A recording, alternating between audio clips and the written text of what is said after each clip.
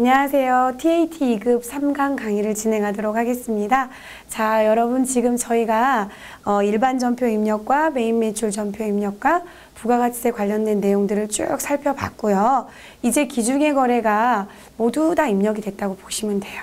그러면 저희는 이제 결산을 진행을 해야 됩니다. 자, 이번 회차에 주어진 결산이 어떤 문제가 주어졌는지 문제 3번 결산을 한번 보시기 바랍니다. 자, 먼저 1번 실무 프로세스는 감가상각이 출제가 됐네요. 자, 여러분 감가상각이라 하면 유형자산에 대해서 1년 동안 유형의 가치를 이제 쭉 얘가 수익 창출에 기여를 하면서 낡음이나 외형의 가치들이 조금 이렇게 떨어진 부분들을 감가상각비로 단기에 수익 창출에 기여한 부분만큼 비용으로 계상을 합니다.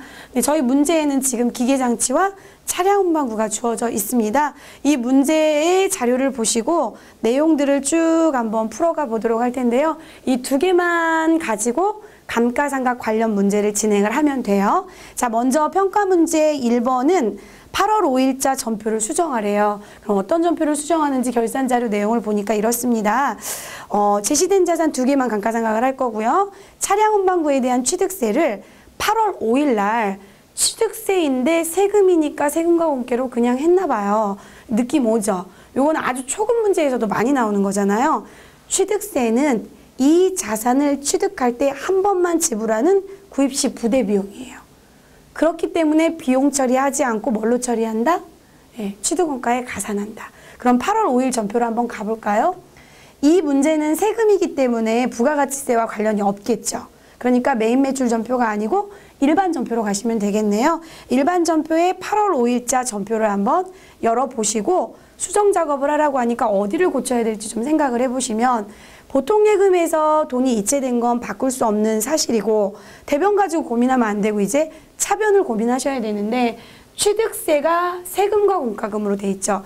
여러분 재산세, 자동차세 이런 것들은 매년 발생하는 비용으로 세금과 공과가 맞아요. 그런데 취득세는 그 자산을 취득할 때 딱 한 번만 발생하는 구입 부대 비용이니까 세금과 공과로 하면 안 되죠. 그럼 얘가 무엇을 취득하기 위한 취득세였냐? 문제에 보니까 차량 운반구에 대한 취득세고요. 그 차량 운반구가 K4 2000cc라고 해서 두 번째 유형자산 내역에 주어져 있는 그 차량이에요.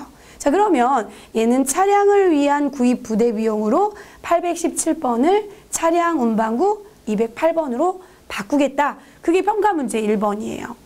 이해 가세요? 네. 그러면 이제 지금 수정된 부분을 가지고 고정자산 등록에 가셔서 유형자산 감가상각비를 계산하고 결산을 하래요.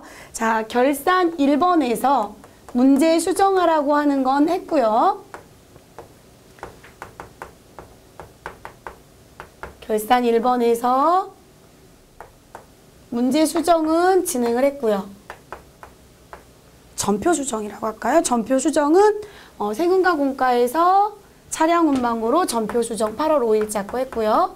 자, 두 번째는 이제 뭘 해야 되냐면 고정자산 등록 두 가지 있는 내용을 하셔야 되는데 그때 좀 K4라는 차량 운반구를 좀 보셔야 될 것 같아요. 고정자산 입력을 할 때 K4에 이 내용이 반영되지 않았다고 자료 3에 나오네요. 자료에 있는 차량 운반구 취득가액은 이 수정 분계를 반영하지 않은 거래요. 그럼 그 부분을 챙겨주셔야 되겠어요. 자, 고정자산 등록은요. 여러분 회사에 가시면 고정자산 대장을 관리하셔야 되고요. 그리고 이 등록 작업을 통해서 감가상각비가 계산이 돼요. 그 감가상각비를 결산 때 비용으로 결산 전표를 작성하셔야 돼요. 그러기에 이제 필요한 부분이라고 보시고요. 고정자산 등록 메뉴는 자, 일반 전표는 우선 닫도록 하겠습니다. 87만 5천 원을 기억을 좀 해주셔야 될 것 같아요. 87만 5천 원은 이 전표 수정에서 차량 운반구에 플러스된 금액이에요. 비용은 비용인데 취득시 구입 비대 비용이라서 차량 운반구에 플러스가 된 게 85만 원이다. 요 플러스 요소를 좀 생각하시고 등록 작업으로 가보도록 할게요. 자, 고정자산 등록 메뉴는 따로 이렇게 마련이 되어 있고요. 고정자산 등록 버튼을 클릭해 주세요. 자, 고정자산 두 개 주어져 있는데요. 먼저 첫 번째 거가 기계장치가 주어져 있으니까 이 고정자산 대장은요. 계정 과목별로 관리를 하게 되어 있어요. 그래서 상단부의 계정 과목을 불러오신 다음에 작업을 하셔야 돼요. F2키 눌러주세요. 저희가 도움창을 띄울 때는 F2라는 기능 키를 누르시면 도움창이 뜨거든요. 자, 기계장치 206이죠. 기계장치 번호 여기 있네요. 확인. 자, 여기에다가는 이제 기계장치만 넣으시면 돼요. 그럼 기계장치가 끝나고 나면 다시 고정자산 계정 과목을 차량 운망으로 바꾸고 또 하셔야 되죠. 자, 코드는 1번으로 주어져 있고요. 자산 이름은 절단기네요.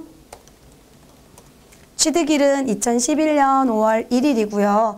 여러분 자동으로 정률법으로 프로그램에서 감가상각 방법을 정해놨는데요. 이 부분은 여러분이 나중에 이제 법인 조정하고 좀 관계가 되는 부분인데 건물은 정액법으로 세팅이 돼요. 근데 그 외에 이제 대표적인 자산들은 정률법으로 세팅이 돼서 여러분이 한번 건물을 시간 나실 때 입력해 보시면 여기가 정액법으로 되어 있을 거예요. 그리고 이제 보편적으로 주어지는 자산들, 차량, 기기장치, 비품 이런 것들은 첫 해에 감가상각비가 많이 계산되는 정률법으로. 건물은 매년 똑같은 정액법으로 이렇게 그림이 감가상각비 그림을 한번 모양으로 나타내면 그래요. 자, 그러면 정률법은 그냥 두시면 되고요. 그리고 문제에서도 정률법이라고 나와 있고요. 기초가액은 취득가액이 그대로 오는 거예요. 왜냐면 감가상각 누계액이라는 차감 계정으로 감가상각 방법을 계산을 하기 때문에 이 취득금액은 그대로 초기월, 전기월 돼서 내년으로 넘어가고 전기에서 넘어오고 이런 거죠. 여기 기초가액에다가 사신금액 1250만 원. 자, 여러분 플러스 버튼 잘 이용하고 계시죠? 1250만 원 입력하시고요. 작년까지 감가상각 누계액을 680만 원을 했대요. 그럼 이 570이 뭘까요? 장부금액. 취득원가 마이너스 감가상각 누계액은 장부금액이다. 여러분 정률법 공식 한번 떠올려 보실래요? 공부해 보셨죠? 정률법은 미상각 잔액 곱하기 정률이죠. 그럼 미상각 잔액이 저희가 뭐냐? 취득원가 마이너스 그동안 감가상각 누계액을 빼면 나머지가 상각 안 한 거니까 얘가 미상각 잔액이에요. 그럼 얘에다가 정률을 곱하면 되는데 아직 정률이 안 나왔어요. 자, 내용연수를 한번 넣어보도록 할게요. 엔터 쭉 치시면 내용연수가 10번에 있고요. 5년. 자, 그러면 정률이 0.451로 나와요. 그러면 여러분 이미 여러분이 입력하신 내용 때문에 당기 회사 상각비가 나왔는데요. 570만 원 곱하기 0.451을 하시면 요 금액이 나와요. 자, 첫 번째 절단기의 감가상각비는 257만 700원이 나왔네요. 한번 써볼까요? 절단기의 감가상각비는 257만 700원. 이 프로그램을 이용을 하면 이렇게 감가상각비를 쉽게 구하실 수가 있어요. 자, 그 다음에 또 보셔야 될 게 뭐냐면요. 용도가 어디에 쓰이는 거냐? 공장에 쓰이는 거다. 그러면 이 감가상각비가 500번대 감가상각비냐? 800번대 감가상각비냐를 나중에 결산 때 나눠주셔야 돼요. 분계를 하실 때. 얘는 공장 거기 때문에 500번대 제조 비용 쪽, 제조 원가 쪽으로 들어가는 거죠.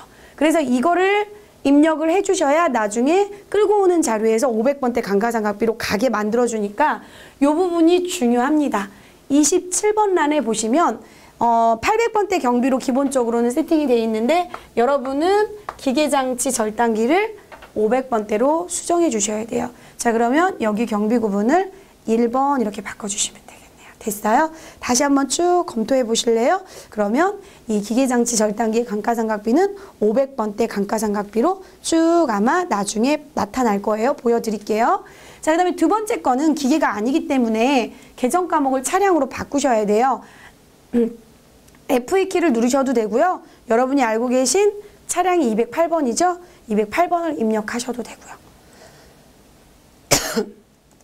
자, 코드는 2번으로 되어 있고요. 자산명은 K4네요. 자, 2000cc. 또 뭐 부연 설명은 써주셔도 되고 안 써주셔도 될 것 같고요. 네, 우선 나와 있는 분명 그대로 써주세요. 시험장에서는.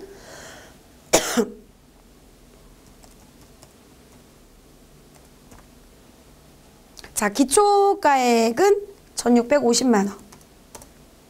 정기말, 여러분 기초가액을 잠깐 지워주세요. 아우, 죄송해요. 기침이 자꾸 나오네요. 1650만 원 기초가액 아니에요. 왜냐면 여기 날짜를 보니까 여러분 얘 언제 사왔냐면 올해 사왔어요. 자, 여기 날짜 보시면 2013년 8월 5일로 여러분 입력해 주셨잖아요.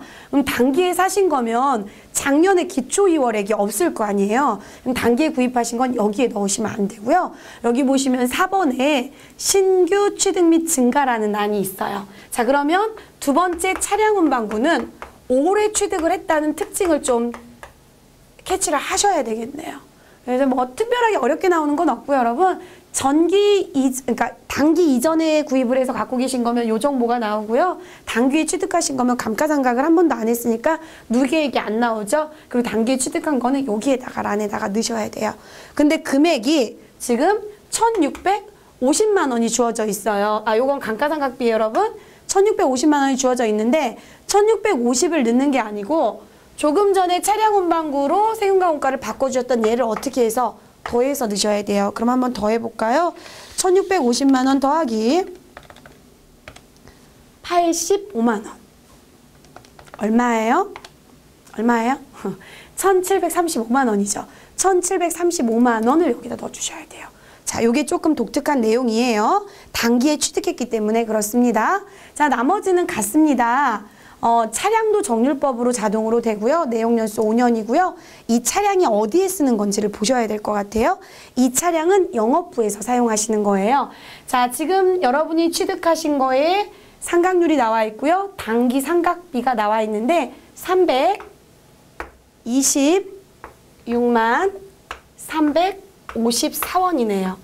얘를 어디에서 쓰는 차량인지 봤더니 용도가 영업부용이라고 하니까 얘는 제조와 관계없이 판매와 관리행위와 관계가 있습니다. 그러니까 800번대로 감가상각비가 가야 되겠죠? 자, 800번대로 가야 되니까 27번 란에 경비 구분이 기본적으로 800번으로 되어 있으니까 그냥 두시면 돼요. 중요합니다. 자, 이렇게 해서 중요한 내용들 짚고 넘어갔고요. 입력이 다 끝났어요, 여러분. 그러면 지금 차량 운반구와 기계장치 쪽에 하나씩 자료들이 들어가 있습니다. 자, 상각금액을 한번 기록을 해봤는데 별 문제 없으세요? 자, 요게 문제가 되면 나중에 이제 결산에 반영되는 금액들도 좀 문제가 되겠지요. 326만 354원. 잠시만요, 여러분. 제가 금액을 잘못 떠 있는지 한번 확인해 볼게요.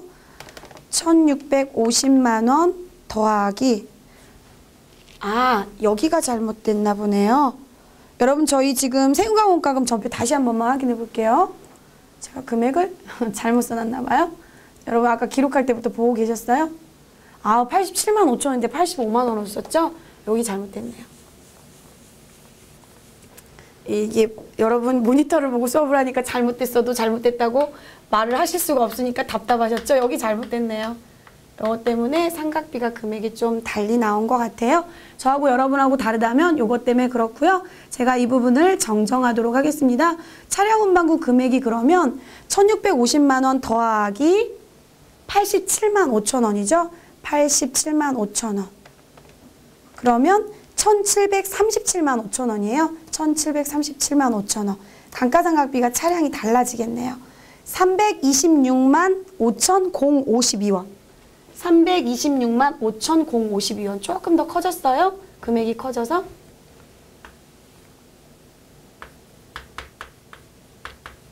그리고 기계장치 부분은 257만 700원 맞아요? 네, 이렇게 되겠어요. 257만 700원. 자, 이렇게 두 가지를 저장을, 얘는 그냥 빠져나오면 자동 저장이 돼요. 궁금하면 다시 들어가 보시면 등록되어 있을 거예요. 여기 들어와 있죠. 208번도 이렇게 확인해 보시면 돼요. 들어와 있죠. 됐습니다. 자, 그러면 우선 등록 작업은 세금과 원가로 되어 있던 취득세까지 더해서 작업을 끝냈고요. 그 다음에 뭘 하라고 하냐면요. 결산에 반영을 하래요. 세 번째. 요걸 이렇게 프로세스를 이렇게 진행하셔야 돼요. 자, 얘가 어차피 결산 정리분계로 감가상각비가 500번대 요금액, 800번대 요금액이 반영이 돼야 되거든요. 그럼 어떻게 반영을 시키는지를 보여드릴게요, 여러분. 여러분, 이 금액이 반영이 되는 버튼이 있는데 월별 감가상각비 계상이라는 버튼이에요. 거기 한번 들어가 보세요. 자, 클릭해줘 보세요. 월별 감가상각비 계상. 예, 나머지 부분들 메뉴들은 저희 시험에 이제 잘 안 나오는 부분이니까 그런가 보다 하고 가시고 얘를 눌러주시면 여기에서 여러분이 지금 두 가지 계산한 그 감가상각 내역이 들어올 텐데 결산은 12월에 하니까 12월로 열어주시면 12월 31일로 자동 세팅이 되고요. 12월 엔터. 전체를 볼게요. 그러면 K4에 대한 감가상각비가 이렇게 326만 5,052원, 그리고 절단기에 대한 감가상각비가 257만 700원, 요 금액 그대로 들어와 있죠. 요거고요. 그 다음에 여기에서 여러분이 반영을 시켜주면 되는데 어떻게 반영을 하냐면요. 여러분 이 자료를 열어본다는 것 자체가 작성을 한 거고요. 얘를 저장을 시켜주세요. 그러면 얘가 나중에 여러분이 저하고 진행할 자동결산에서 불러와지는 자료로 반영이 돼요. 저장 눌러주세요. 저장되었습니다. 나오죠? 자, 그러면 이걸 닫으시고요. 결산을 진행을 하도록 할게요. 얘를 결산에 자동 반영하래요. 그러면 그 다음에 또 어디를 가시냐면 저희 결산할 때 여러분 수동결산과 자동결산이 있죠. 수동결산은 일반 전표 입력하는 거, 자동결산은 결산자료 입력에 입력하는 거. 얘는 감가상각비는 자동결산으로 하시면 되니까 결산자료 입력으로 가면 상단부에 감가상각 반영하는 버튼이 있어요. 클릭. 여기를 입력할 때는 손익계산서하고 모양새가 똑같은 모양이 나올 텐데 1월부터 12월로 입력하시면 되고요. 결산은 1년 동안 일어난 모든 자료를 수익과 비용을 가져오는 결산자료 입력 화면에서 자동으로 진행이 되는데 상단부의 버튼이 감가상각이라는 버튼이 보이시죠? 그거 한번 눌러줘 보세요. 클릭. 그러면 여러분이 지금 아까 저장해 놓은 감가상각비가 이렇게 들어오고 이렇게 반영하겠다라는 내용이 나오죠. 자, 이렇게 되면 여러분이 감가상각에 대한 금액을 여기 자동결산 금액에다가 반영을 해야 되는데 이 버튼을 누르면 돼요. 결산 반영. 자, 여기까지 가셔서 다시 또 결산 반영 버튼을 눌러주시면 500번대 비용은 제조 비용 쪽으로 가고요. 제조 원가 쪽에 제조 비용으로 가고요. 그리고 800번대는 판매비와 관리비 쪽으로 가니까 결산 반영하고 확인해 보도록 할게요. 성공하였습니다. 확인. 자, 500번대는 여러분 제조경비 쪽이다 보니까 여기 7번에 있는 경비란에서 감가상각비 여기 있네요. 기기장치 257만 700원 반영됐죠, 자동으로. 그리고 또 밑으로 내려가 보시면 판매비와 관리비가 쭉 있는데 여기에 감가상각비가 차량운반고 여기 있네요. 326만 5,052원. 이렇게 하면 이제 이 문제에서 원하는 걸 다 하신 거예요. 그래서 여러분 지금 결산 1번 문제가 평가 문제가 2개가 나왔지만 할 게 좀 많았어요. 전표 수정하시고 두 번째 고정자산 등록하시고 등록되어 있는 감가상각비 저장해서 반영하시고 결산해서 결산 반영 누르시고 이렇게 하시면 돼요. 자, 그 다음에 여러분이 이렇게 하고 나서 결산 문제가 또 하나 있네요. 이 3회차 기출문제는 자동 결산만 주어져 있네요. 두 번째 문제를 보니까 매출원가 계상하는 문제가 나와 있는데 매출원가는 여러분 저희가 제조기업이다 보니까 제품하고 원재료로 이용을 해서 계산하는 게 나와 있네요. 이건 많이 해보셨죠, 여러분? 이것도 역시나 여기로 가시면 돼요. 결산자료 입력으로 가셔서 해당되는 재고자산 기말재고 자리에다가 넣으시는데 자, 먼저 원재료가 주어져 있습니다. 원재료 기말재고는 얼마이냐면 수량 곱하기 단가하니까 2만원 곱하기 600개에서 620이 1200만 원이네요. 여러분 이게 재고예요. 그러면 이 재고를 넣는 순간 기초원재료 재고액 플러스 단기원재료 매입액 마이너스 기말원재료 재고액은 원재료 비다에서 어디로 들어가냐면 요 자리에요, 여러분. 자, 보세요. 기초원재료 재고액 작년에 저희 제품을 생산하기 위해서 사놓은 원재료가 작년에 투입 안 되고 이번 연도로 2월 된 게 이만큼이 있었고요. 두 번째에 있는 단기 원재료 매입액은 여러분이 이번 연도에 5억 6,600만 원 정도로 원재료를 계속 매입 전표를 끊으셨어요. 그러면 이 두 덩어리가 5억 8,600이란 얘기예요. 그럼 이 두 금액이 다 남아있냐? 아니래요. 얼마 남아있대요? 1,200 남아있대요. 그러면 지금 현재 여러분이 아무 행위도 안 하면 얘가 남아있는 걸로 될 테니까 사실대로 기말 원재료를 넣는 거죠. 여기에 1,200을 넣는 순간 여러분 기초원재료 재고액 플러스 단기원재료 매입액 마이너스 기말원재료 재고액이 원재료 B로 잡혀요. 엔터. 변하죠. 이게 이제 원재료 B로 가고 얘는 재무상태표로 가는 거죠. 얘는 이제 제조원가 명세서로 갑니다. 얘는 재무상태표. 자, 또 있어요, 여러분. 그런데 두 번째 제품을 입력하려고 보니까 별표가 있으면서 뭐라고 나오냐면요.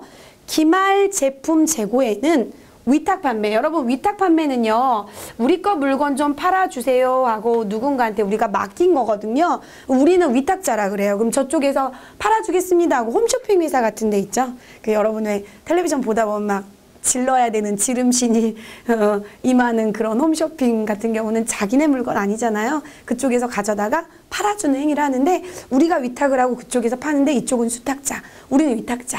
근데 12월 31일 그 시점에 그 홈쇼핑몰에서 우리 거 물건을 다 안 팔았다는 거죠. 그런데 우리 창고에는 없고 그쪽 창고나 그쪽 매장에 가 있어요. 그러면 여러분 그거 누구 거냐는 거예요. 우리 거죠, 여러분. 안 팔렸으니까. 매출대행, 그분들은 매출대행 수수료만 받는 거고, 우리 거 물건을 매출을 일으키면 우리가 매출을 잡는 거기 때문에 이 문제는 위탁 판매를 위해서 수탁자가 보관 중인 제품이 이 재고에는 없대요. 그러니까 우리 창고를 가봤더니 지금 얼마가 있냐면 2,500만 원어치가 우리 창고에 있다는 거예요, 제품이. 근데 저쪽 수탁자 회사에 갔더니 우리 거 물건이 안 팔린 상태로 얼마가 있냐면 150만 원이 있다는 거죠. 여러분 요거 재고자산 할 때 배우셨죠? 이 시점에 12월 31일 시점에 수탁자가 못 팔은 적송품이죠, 이거. 적송품이라고 해요, 이런 거를. 적송품은 누구 거다? 우리 거다. 그러니까 어떻게 하자? 더하자. 그래서 얘는 재고를 2,500으로 넣으시면 안 돼요. 2,500에서 150을 더해서 2,650으로 넣으셔야 되는데, 그 재고가 제품이 어느 쪽에 있냐면 여러분 여기 7번에 있어요. 보이시죠? 네, 7번에 제품 재고 쪽에다가 2,650을 넣는 이유. 적송품이 그쪽에서 안 팔렸으니까 우리 거 재고자산이다. 자, 여러분 그러면 사실은 이 기말 제품 재고액은요, 저 위에 매출원가를 이제 형성하는데 계산 근거가 돼요. 기초 제품 재고액 플러스 단기 제품 제조원가 마이너스 기말 제품 재고액. 그래서 얘는 재무상태표로 가죠. 됐습니까? 자, 이렇게 해서 두 가지를 처리를 해서 결산을 완료하래요. 그러면 여러분 이제 얘도 자동 결산에다 있죠. 얘도 자동 결산에다 있죠. 얘는 프로세스 이거 하나만 진행하시면 되네요. 그럼 둘 다 결산 자료 입력에다가 자료를 넣었다면 이 자료를 마무리하기 위해서 상단부에 전표 추가 버튼을 눌러주시면 일반 전표에 12월 31일자로 이 내용과 관련된 전표가 다 작성이 되는 거죠. 그래서 추가 버튼까지 눌러주세요. 이 내용을 일반 전표에 추가하시겠습니까? Yes. 하시고요. 일반 전표 가셔서 확인해 주세요. 확인 안 해도 잘 되어 있겠지만 가봤더니 오우 이렇게 많은 전표들이 그 버튼 하나 때문에 작성이 되어 있고요. 이 전표들은 우리가 안 했습니다, 여러분. 지금 이 문제는 수동 결산이 없기 때문에 모두 다 자동 결산으로 생성을 했기 때문에 이렇게 자료가 나와 있는 거예요. 그러면 이 자료들이 자동 결산을 위해서 한 거다 이렇게 돼 있죠. 그 다음에 여러분 혹시요 문제를 푸시다가 잘못 한 것 같아요. 이 1번 문제하고 2번 문제, 즉 이를테면 이 제품 같은 경우 아우 나 이거 깜빡 잊고 150만 원 입력 안 했는데 시험 시간이 10분이나 남았는데 이게 지금 생각났어요. 어떻게 해야 돼요? 이거 지워야 되겠죠. 여러분 제가 무엇을 눌렀기 때문에 이 화면이 나왔는데요. 그것도 하나 알고 계시면 좋을 것 같아요. Shift하고 F5키를 얘를 눌러준 상태에서 얘를 누르시면 결산에 추가된 전표를 지우실 수가 있어요. 그러면 제가 한번 삭제 버튼 눌러볼게요. 삭제, 예스. 오, 다 없어졌죠? 그럼 다시 결산 자료로 가는 거예요. 물론 이제 제가 결산 자료를 아까 안 닫았는데요. 다시 한번 가볼게요. 결산 자료 입력으로 이렇게 가요. 닫았다고 하고 1월부터 12월. 그러면 여러분 조금 전에 저희가 요 감가상각 반영한 거하고요. 재고자산 반영한 자료가 있겠죠. 그러면 여기서 그 자료를 불러온다고 하시고 예스 하시면 입력한 거는 재입력 안 해도 돼요. 자, 보세요. 기말 원재료 그대로 있죠? 기말 제품 그대로 있죠? 그리고 감가상각비도 그대로 있죠. 그죠? 그래서 여기서 이거 틀렸네 그러면 다시 고치고 또 뭐 하시면 된다? 추가를 눌러주시면 된다는 거죠. 자, 그래서 추가 이렇게 누르시면 돼요. 나이스. 됐네요. 어떻습니까? 이제 한 회사의 결산을 마무리를 해서 재무회계 쪽에서 해야 될 일들은 다 마쳤어요. 다시 12월 31일로 가봤더니 내용이 있죠. 자, 이렇게 해서 결산 프로세스 문제를 두 문제를 풀어보았습니다. 자, 이제 여러분 문제 4번으로 가보도록 하겠습니다. 자, 문제 4번에는 인사급여라는 메뉴에서 작업을 하셔야 돼요. 두 번째 탭이 인사급여죠. 자, 여기 한번 눌러볼까요? 클릭. 자, 문제 한번 읽고 계시는데요, 여러분. 1번 문제는 뭐가 나왔냐면 사원 등록 프로세스 진행하는 게 나왔고요. 2번 문제는 급여 자료 입력 프로세스 나왔고요. 3번 문제는 연말정산 프로세스 진행하는 거 나왔죠. 이렇게 세 문제를 한번 쭉 풀어보도록 하겠습니다. 우선 제가 판서를 좀 지울 테니까 내용을 한번 읽어보고 계세요.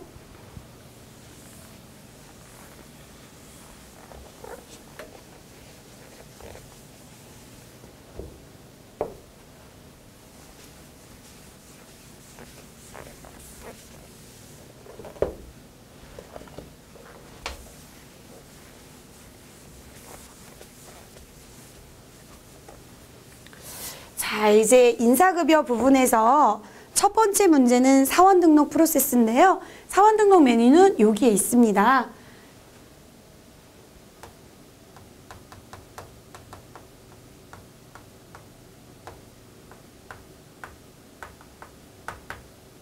자, 어떤 사원이 주어져 있는지 한번 봐주시는데요. 여러분, 저희 AT 문제는 참 좋은 점이 실물에 있는 주민등록표라든지 가족관계 증명원이 여러분 눈앞에 보여지면서 그거를 보고 입력하라고 나와요. 여러분 나중에 기업에 출근을 하셔서 연말정산을 하실 때 그 많은 직원들의 그 주민등록 등본이나 가족관계 증명서를 보시고 이 내용들을 하셔야 되는데 글씨만 있는 걸 가지고는 해석이 이렇게 힘들잖아요. 근데 이렇게 증명을 가지고 있으면 해석이 더 쉬울 것 같죠. 근데 나중엔 쉬운데 처음엔 지금은 조금 난해할 수가 있으니까 말로 쭉 해서 그냥 풀어져 있는 것보다 실제 증빙을 봐야 여러분이 취업할 때 훨씬 도움이 되겠죠. 주민등록등본 여러분 다 떼보셔서 아시죠? 그래서 주민등록등본이 이렇게 약식으로 나와 있어요. 지금 현재 이분은 김미숙 씨예요. 세대주라고 되어 있죠. 주민등록등본 떼보시면 세대주가 나와 있는데 이 김미숙 씨는 여성분이세요. 여성분이시고요. 자료 설명을 보시면 배우자와 이혼을 하셨고 현재 자녀분을 이분이 부양하고 계세요. 자, 그리고 황말순 씨는 장애인 복지법에 따른 장애인이다. 자, 본인이 있고요. 자녀가 2명이 있고요. 이모하고 같이 세대를 구성하고 살고 계시는데요. 단 인적공제를 하실 때는 최대한 세부담을 최소화하는 방향으로 선택한다. 이렇게 나오네요. 자, 여러분 김미숙 씨의 연말정산을 하시든 급여 작업을 하시든 부양가족이 몇 명이냐에 따라서 소득세가 결정이 될 텐데 간이세액조견표에 의해서 간이로 소득세를 계산을 하실 때도 부양가족 수가 영향을 미칩니다. 그래서 여러분 사원 등록을 할 때 그 부양가족 수 부분에 대해서 쭉 입력을 하는 걸 테스트하고 있어요. 자, 제가 인사급여 쪽에 문제가 나오면 항상 인사급여 쪽에서는 무엇을 조심하시라고 당부를 하냐면요. 이름을 잘 보셔야 돼요.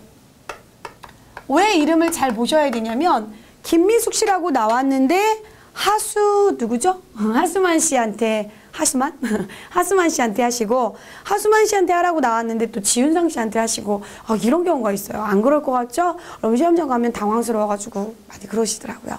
그래서 이름이 중요해요. 김미숙 씨 선택하시고요.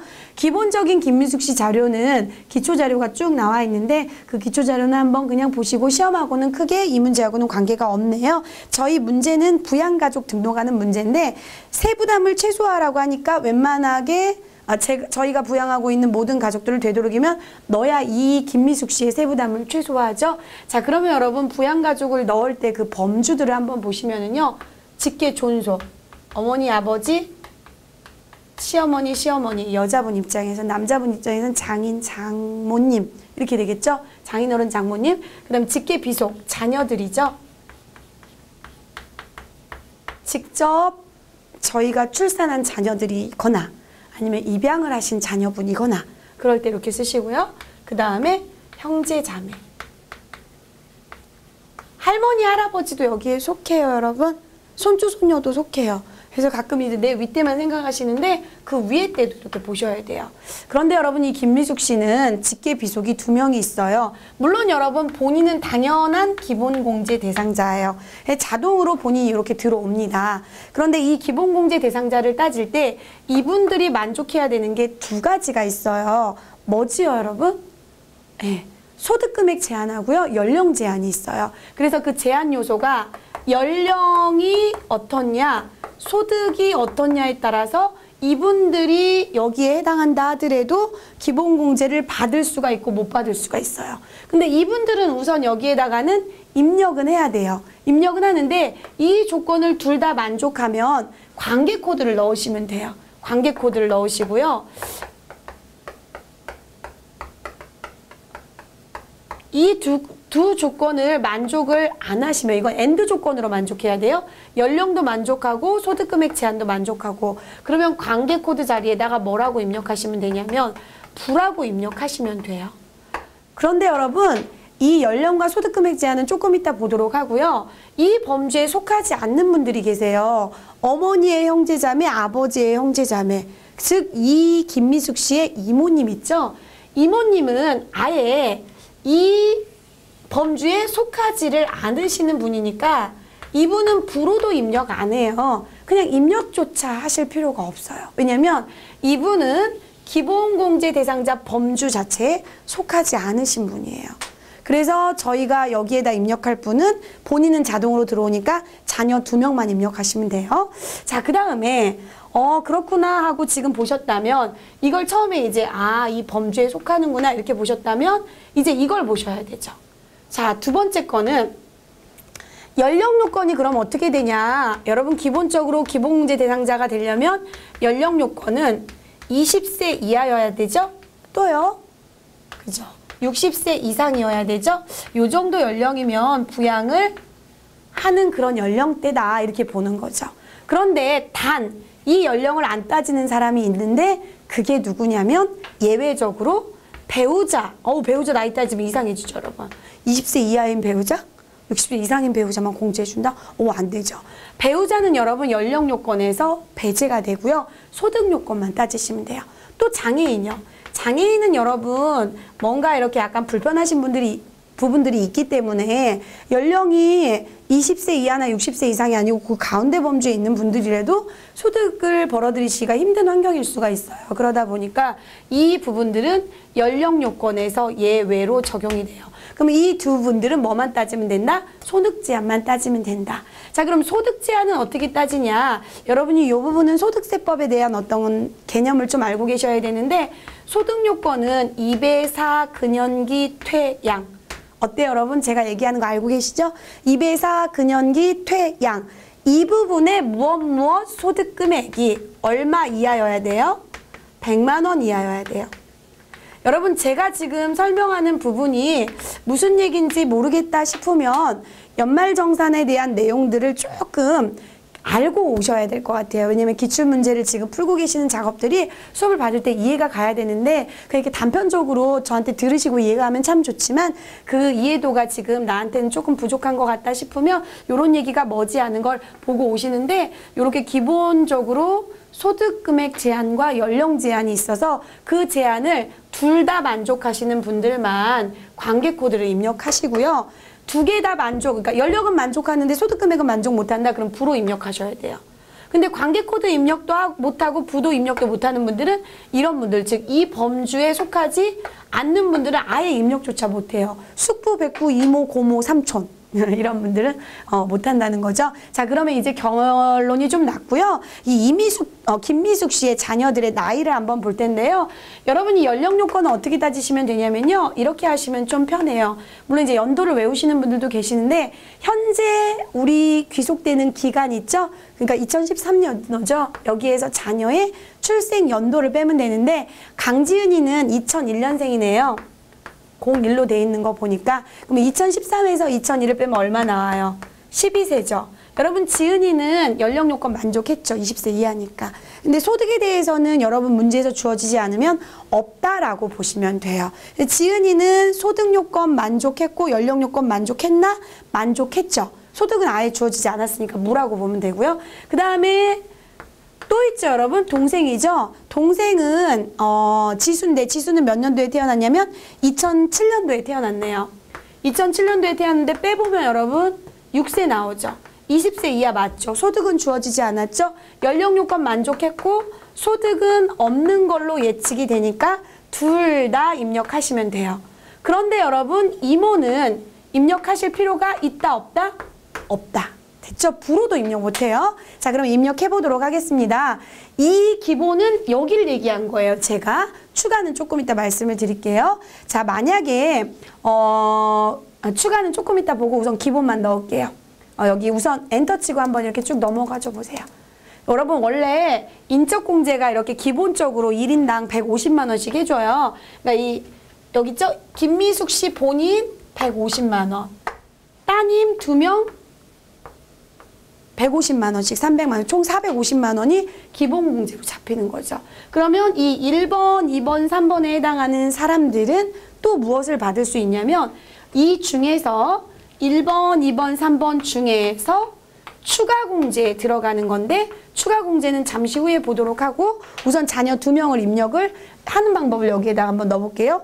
입력을 하면 기본공제 150을 받을 수 있는데 현재 직계 비속이니까 하단에 보면 코드 설명이 나오는데 코드를 이제 따라가시면 돼요. 자, 그럼 직계 비속은 4번에 있네요. 자녀와의 방자 4번으로 넣으시면 돼요. 20세 이하지요. 20세 이하로 만족하지요. 그러면 3번을 넣으시면 여기서 150만 원 공제를 인식을 하고요. 자, 우선은 이름만 쓸게요. 다전은 조금 이따 설명을 드릴게요. 이름은 강지은. 지은이 주민번호 쓰시고요. 01111141111 자, 여러분 그 2000년도 이후에 태어난 자녀분들은요. 여자아이가 뒤에 자리가 4번 자리를 가져가고요. 남자아이가 3번 자리를 가져가는데 둘 다 여자아이예요. 자, 강지숙도 직계 비속의 20세 이하. 자, 우선 다자는 조금 이따 보도록 하고 지은이 동생 지수를 입력을 합니다. 자, 지수 주민번호는 입력해 주세요. 4번으로 시작을 하죠. 뒷자리가. 어때요? 입력됐죠? 자, 그러면 지금 제가 행한 행위는 요거예요, 여러분. 여기. 자, 여기 보시면 요 부분 있죠? 본인 150만 원. 150만 원 얘기는 여러분 연말정산할 때 이제 그 총급여에서 빠지는 금액들 인적공제 여기 이렇게 3명이 빠지고요. 이 분들 중에서 기본공제 대상자분들 중에서 추가로 이루어지는 추가로 이루어지는 공제가 있어요. 분개가 입에 뱉네요. 공제가 있는데 여러분 본인이 지금 세대주세요. 세대주인데 여자분이세요. 여러분 여자분은요. 이 추가 공제에 대해서 또 제가 잠깐 또 설명을 드리도록 할게요. 여기다 그냥 할게요, 여러분. 자, 추가 공제에 지금 김미숙 씨 1번, 2분이요. 여자분이세요. 그러면 남편분이 있는 여자분이면 부녀자 공제를 받으실 수가 있어요. 추가로. 왜냐면 맞벌이 부분들이기 때문에 남편이 있으면 받아요. 그 남편이 없는 여성이면 어떻게 돼야 되냐면 세대주에다가 부양가족이 있어야 돼요. 이분 세대주고 부양가족 있죠. 그럼 부녀자 공제에 해당이 돼요.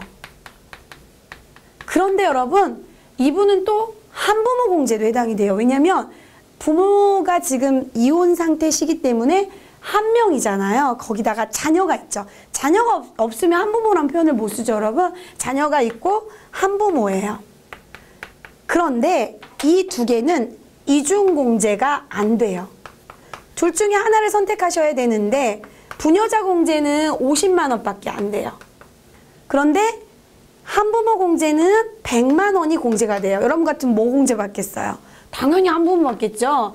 그러하므로 한부모 공제에 체크해 주시면 되겠어요. 자, 여기에 체크할 때는 어떻게 하시면 되냐면 1번을 입력하시면 체크가 돼요, 여러분. 1번을 입력하시면 이렇게 체크가 되고요. 0번을 입력하시면 이제 삭제가 되는 거예요. 자, 이렇게 체크하시려면 1번을 입력하시고 삭제하시려면 0번을 입력하시는데 제가 한번 해볼게요. 1번 동그라미 들어갔죠. 삭제하려면 0번 없어졌죠. 이렇게 하시면 돼요. 자, 1번 김미숙 씨는 본인 공제 받으시고 추가로 한부모 공제 100만 원을 받으실 거예요. 본인이 장애인이나 뭐 그런 부분이라면 장애인 공제도 받을 거고요. 본인이 70세 이상이라면 70세 경로도 받을 수 있겠는데 이 문제에서는 상관이 없습니다. 자, 자녀들 볼게요, 여러분. 자녀들은 제가 한 게 하나도 없는데 자동으로 이 동그라미가 들어가 있는 이유는 여기 보시면 다자녀라는 건 여기 여러분이 직계 비속으로 했죠. 여러분 자녀가 2명 이상이면 아까 메시지가 떴는데 제가 닫았었는데 2명 이상이면 추가 공제를 받을 수 있고요. 자녀가 되면 동그라미 우선 치시면 돼요. 2명 이상이라는 건 프로그램이 걸러주니까 둘 다 다자녀 추가 공제 대상자가 돼요. 그리고 이 아이는 자녀의 동그라미가 없는데 이 아이는 자녀의 동그라미가 있는 이유는 여러분이 지금 주민번호를 입력을 하셨기 때문에 나이를 인식을 한 거예요. 두 번째 아이가 몇 살이냐면 여러분 지금 6세로 나와요. 6세 이하는 또 추가 공제를 해주는데요. 여러분이 6세 이하에다가 커서를 갖다 놓으시면 자동으로 주민번호가 있으면 들어가는데 시험 문제 혹시 주민번호가 없으면 여러분이 따져서 1번 해가지고 동그라미를 넣어주셔야 돼요. 여기 보이시죠 여러분 메시지 6세 이하 직계 비속이나 입양자는 자녀 공제를 추가로. 왜 그러냐면 여러분 6세 이하는 아직 부모의 손길을 많이 필요로 하는 아이들이거든요. 그러다 보니까 양육할 때 힘이 많이 들어가죠. 그래서 이제 추가 공제 혜택을 주는 거예요. 자, 이렇게 해서 여러분이 지금 김미숙 씨의 자녀분들 2명만 입력을 하시면 되겠고요. 기본 공제 3명에 추가 공제가 한부모와 다자녀 2명과 그 다음에 6세 이하 자녀 공제가 들어갔어요. 이렇게 하면 이 부분은 맞는 것이에요, 여러분. 잘 돼요? 자, 그래서 사원 등록 마무리했고요. 이거 됐나 안 됐나 궁금하면 다시 들어가시면 돼요. 저장되어 있습니다. 걱정하지 마시고요. 저장되어 있죠? 더존 프로그램 같은 경우는 여러분이 저장할까요? 이렇게 안 물어보면 그냥 닫으시면 저장이 된다고 인식을 하시면 돼요. 자, 두 번째 프로세스 한번 읽어보시고요. 두 번째는 이제 급여 자료 프로세스예요. 요거 좀 지우고 두 번째 문제 보도록 할 텐데요. 두 번째 문제도 여러분 이름 조심하세요. 지금 사원이 3명이 보여지시죠? 그래서 문제마다 각각 다른 사원명이 지금 들어오고 있어요.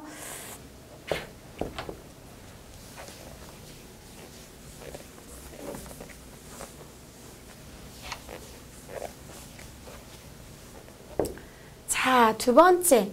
첫 번째는 사원 등록이었고 두 번째는 급여 프로세스네요. 자, 급여를 입력해 보도록 하겠습니다. 급여 자료 입력. 평가 문제 설명을 한번 보도록 할게요. 하수만 씨의 8월 급여 자료가 쭉 나와 있고요. 자료 설명은 생산부 사원이래요. 자, 하수만 씨 이름 조심하시고요. 이분이 생산 쪽에 관여하시는 사원이시래요. 자, 그 다음에 급여 지급은 다음 달 11일 날 한대요. 지금 여러분 하수만 씨 급여가요. 8월 급여로 나와 있어요. 그럼 언제 지급하시는 거냐면 9월 10일에 지급하시는 거라고 체크가 되네요. 다 소중한 정보예요. 자, 그 다음에 식대는 매월 고정적으로 지급하고 있으며 식사나 기타 음식물은 제공하지 않는다. 여러분 식대하고 식사대는 비과세 혜택이 있지요. 그런데 이 식대라는 걸 매월 주실 때 음식물을 제공받으면 과세이지만 음식물을 제공받지 않으시면 이 식대가 뭘로 가는 거예요? 네, 비과세. 알고 계시죠? 여러분 이게 무슨 말인지 모르겠다 그러면 그 근로소득 쪽에 비과세 항목들이 있습니다. 그걸 좀 한번 읽어보시는 게 좋을 것 같습니다. 자, 그리고 직전 연도 총급여는 2천만 원이었다. 이런 얘기가 나와 있는데요. 여러분 직전 연도 총급여가 왜 나와 있냐면 이 생산직 때문에 그래요. 이 생산직의 직전 연도 총급여 2천. 그냥 이렇게 한글로 쓸게요. 2천만 원. 자, 그 다음에 사회보험은 제시된 거해라. 즉 국민연금, 건강보험, 장기요양보험, 고용보험은 표에 있는 대로 그대로 가시면 되고요. 그리고 전월 미환급세 얘기 나와 있네요. 여러분 제가 이렇게 하나도 놓칠 수가 없어서 판서를 하고 있는데 여러분도 나름대로 요 부분을 동그라미를 쳐서 체크를 하셔서 놓치지 않도록 노력을 하셔야 될 것 같아요. 32,000원. 이렇게 되네요. 자, 그리고 평가 문제 이제 어떤 문제가 나왔는지 볼게요. 1번. 무엇을 하래요? 급여 자료 입력해서 무얼 등록해라. 수당 등록을 해라. 여러분 지금 이분의 급여 명세를 보시면요. 수당이 뭐가 있냐면 식대가 수당이에요. 여러분 기본급은 자동 세팅되어 있고요. 식대. 그 다음에 또 무슨 수당이 있냐면 근속수당. 근속수당 이제 오래 근무하시면 근속수당이 높아지죠. 오래 근무하시면 어쨌든 기여도가 크지요. 그래서 그렇고요. 연장근로수당. 이분이 생산직 분이기 때문에 연장해서 일을 하는 경우가 있나 봐요. 어쨌거나 주어진 건 이렇게 수당이 주어져 있네요. 자, 요 세 개를 등록하는 거는 어디서 하냐면요. 급여자료 입력으로 들어가 보세요. 들어가면 상단부에 수당 지급하는 것도 있고 공제하는 항목도 있어서 이렇게 돼 있어요. 요 버튼 이용하시면 돼요. 자, 그러면 1번 프로세스 진행하기 위해서 수당 공제 버튼으로 한번 들어가 줘 보세요. 클릭. 잘 따라오고 계시죠? 수당 공제 클릭. 자, 그러면 여러분 저희는 공제 등록은 국민연금과 건강보험과 장기요양보험과 고용보험, 사회보험밖에 없으니까 수당 등록만 하시면 되는데 기본급과 상여는 과세 항목이에요. 소득세를 부과한단 말이죠. 요건 기본적으로 세팅이 되어 있고요. 요거 세 가지를 하시면 되는데 여기서 이제 저희가 비과세나 과세 이 상식이 필요하죠. 식대는 제가 아까 말씀드렸죠. 음식물을 제공받지 않으면 얘는 뭐다? 비과세다. 근데 월 10만 원까지 비과세가 되는데 여러분은 10만 원을 모르고 있어도 프로그램이 알아서 한도 계산을 해줘요. 자, 그럼 먼저 식대를 순서대로, 이 문제도 순서대로 등록을 하시는 게 좋아요. 식대는 비과세 항목에 속하는데 2번 코드를 걸면 10만 원이라는 게 인식을 하는 거예요. 월 10만 원 한도로 이렇게 P01이라는 수당. 자, 그 다음에 밑으로 내려와요. 근속수당. 요거 여러분 근속수당은 비과세 항목에 찾아보면 없어요, 여러분. 얘는 그래서 비과세 항목이 나열되어 있지 않아서 뭘로 가셔야 되냐면 과세로 걸어주셔야 돼요. 요 부분은 제가 디테일하게 설명을 드리기에는 이 수업에서 진행하기는 좀 힘들어요, 여러분. 그래서 꼭 비과세 항목을 읽어보시기 바랍니다. 자, 이렇게 해서 자가운전 보조금도 비과세 이런 거 쭉 저희 기출문제에서 나오고 있습니다. 자, 그 다음에 직책수당은 근속수당. 직책수당도 과세고요. 근속수당도 과세고요. 그리고 자격증 수당도 과세고요. 이런 게 이제 문제 나올 수 있어요. 근속수당 과세 1번.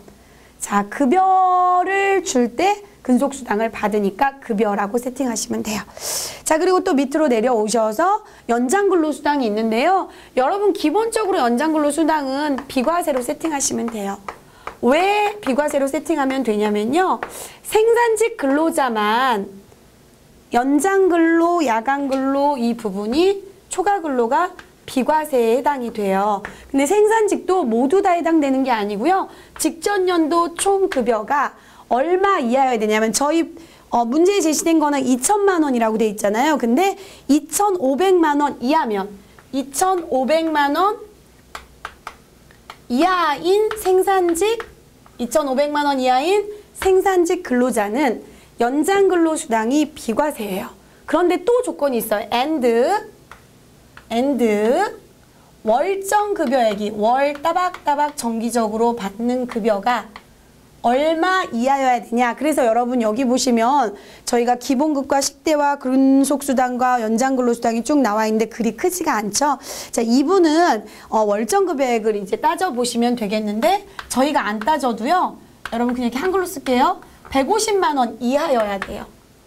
월정급여가 150만 원 이하고요. 직전 연도 총급여가 2,500만 원 이하이신 무슨 근로자? 생산직 근로자는 뭐가 비과세가 된다? 연장근로가 비과세가 된다. 그럼 내가 사람 나올 때마다 이걸 다 세팅을 달리하냐? 그러지 않아요, 여러분.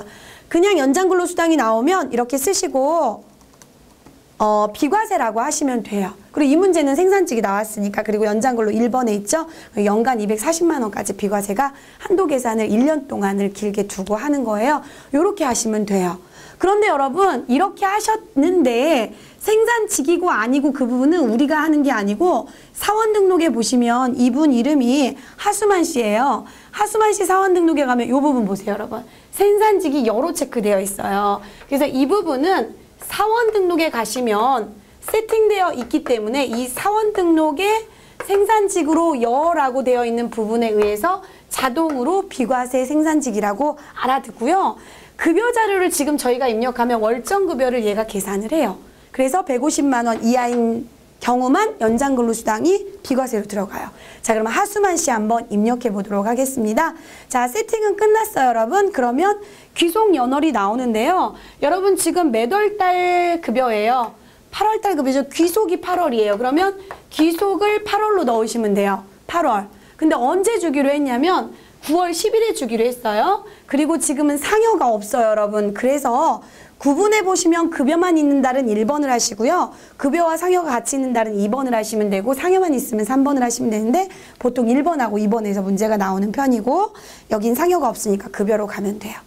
자, 그러면 급여로 넣었더니 이렇게 9월 10일로 들어오죠. 자, 이렇게 해서 지금 하수만 씨예요. 이름 조심하자 그랬죠? 혹시 뭐 또 지윤상 씨한테 하면 안 돼요. 하수만 씨의 기본급을 그대로 입력하도록 하겠습니다. 8월 급여자로 입력하세요. 그게 2번 프로세스예요.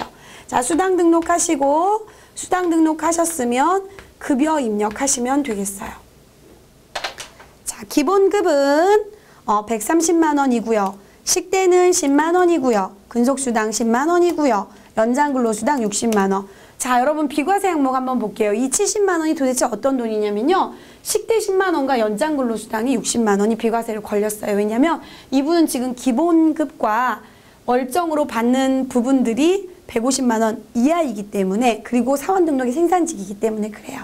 자, 국민연금은 63,000원 자동으로 들어온 거하고 일치되게 되어 있네요. 근데 입력되어 있는 걸 하라고 하니까 표에 제시된 거 불일치되면 표의 걸로 하시면 돼요. 자, 건강보험, 장기요양보험, 고용보험 별 문제 없네요. 소득세하고 지방소득세는 그대로 나오는 대로 하시면 되겠어요. 자, 이렇게 하면 또 점수를 받으실 수가 있습니다. 자, 이 부분을 닫으시면 자동 저장되는데 또 저장되는지 궁금하죠? 그럼 또 가보시면 돼요. 급여자료 입력에 가셔서 8월로 이렇게 넣으시면 1번에 이렇게 자동 들어오죠. 잘 하셨습니다. 자, 그 다음에 세 번째 또 질문이 하나 더 있는데요.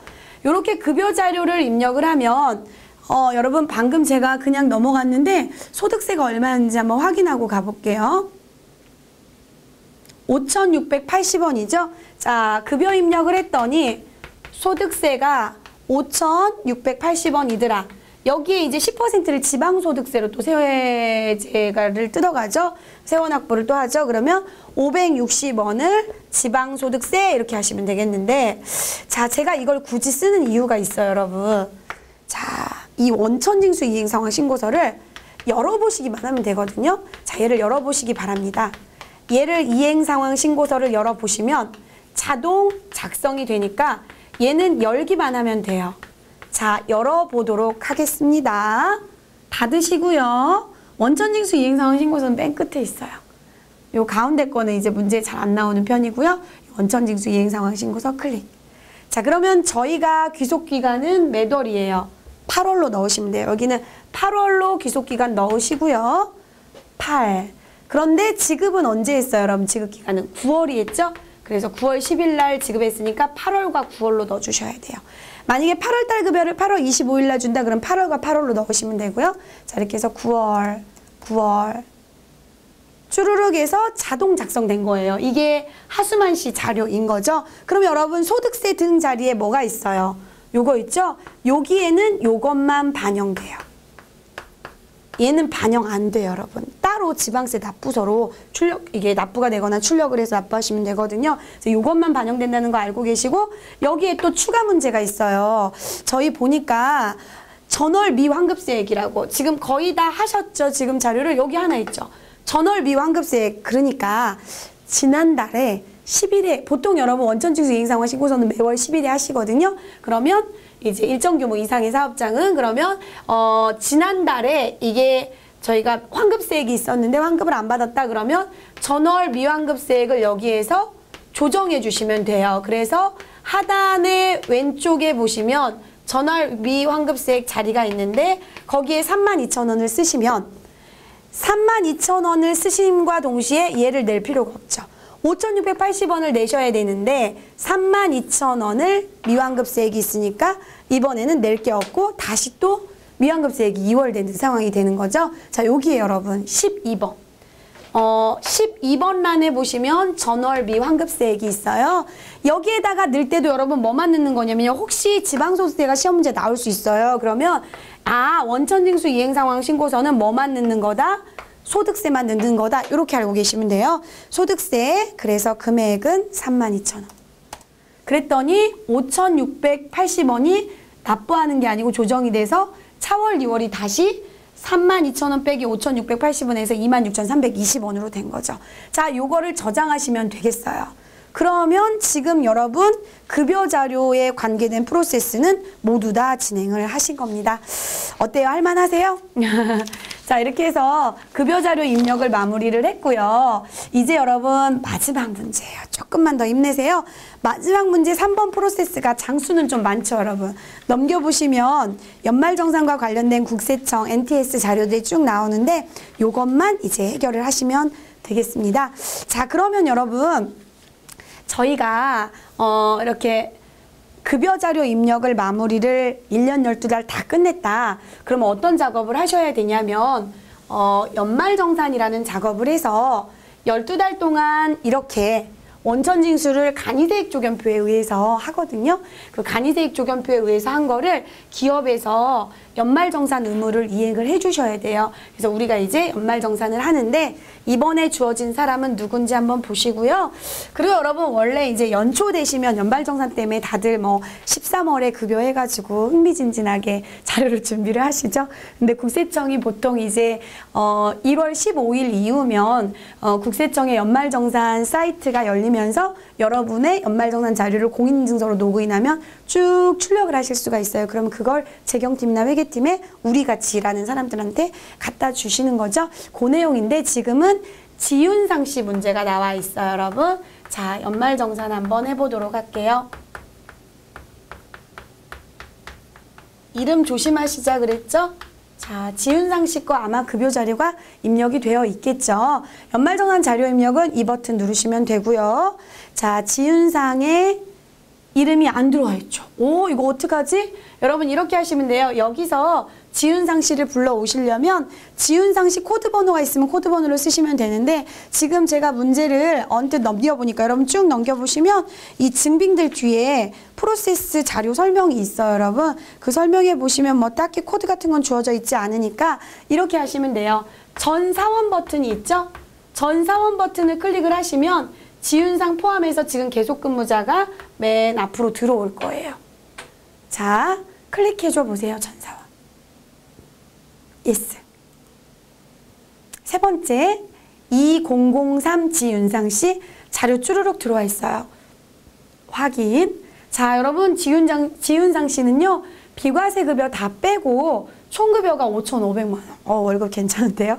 연봉이 5,500만 원이신 분이신데요. 지금 여러 가지 근로소득 공제와 여러분이 저희는 김미숙 씨 거 자료를 기본 공제를 넣었죠. 근데 이 지윤상 씨 건 자료가 아마 사원 등록에 들어가 있으니까 본인 거 150만 원, 부양가족 3명 150만 원씩 해서 450만 원 이렇게 들어와 있는 게 보여지고 있습니다. 경로우대도 한 분 계시고요. 장애인도 계시고 장애인은 추가 혜택이 좀 커요.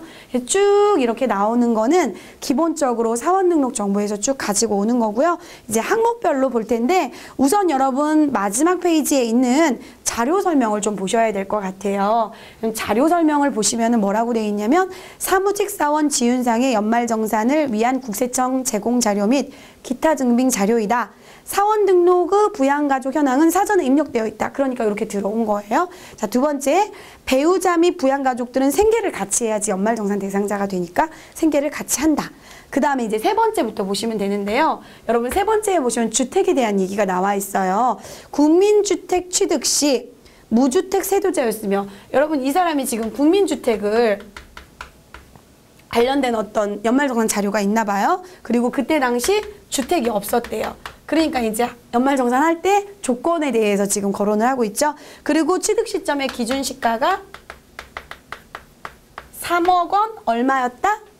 이하였다. 3억 원 초과면 또 안 되거든요. 그러니까 여러분 3억 원 이하 보이시죠? 이 문제 그대로 쓴 거예요, 여러분. 그러니까 별 문제 없으면 아마 이 국민주택에 대해서 들어간 부분들은 공제 대상이 될 거예요. 그런 단서를 지금 주고 있는 거고요. 그리고 배우자 단서가 있네요. 배우자님이 이아름 씨예요. 이게 좀 양이 많다 보니까 여러분 읽을 때 좀 힘드시긴 할 거예요. 자꾸 습관을 들이시면 또 괜찮아요. 이아름 씨가 총 급여가 2,400이래요.